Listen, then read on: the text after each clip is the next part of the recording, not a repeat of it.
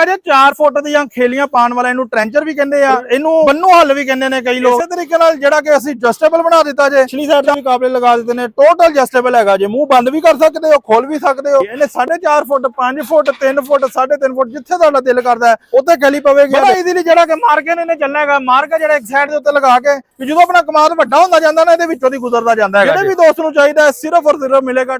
अस्सलाम वालेकुम पाकिस्तान। उकाड़ा तो खलीफा अफजल ज़राई नसी तो जनाब एक बार फिर पाकिस्तान की खिदमत हाजिर है जी।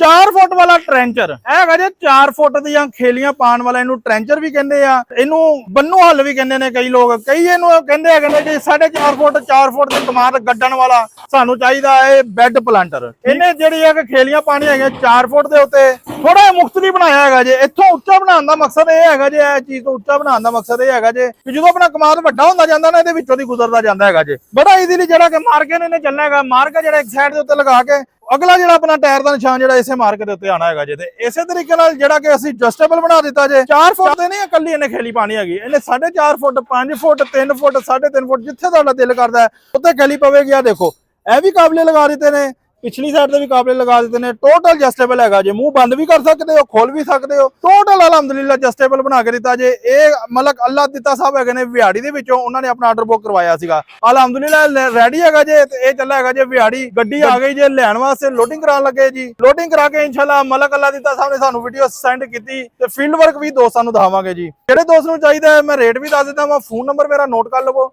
0345 75 45 358 0345 75 45 358 ਇਹ ਫੋਨ ਨੰਬਰ ਹੈਗਾ ਜੇ।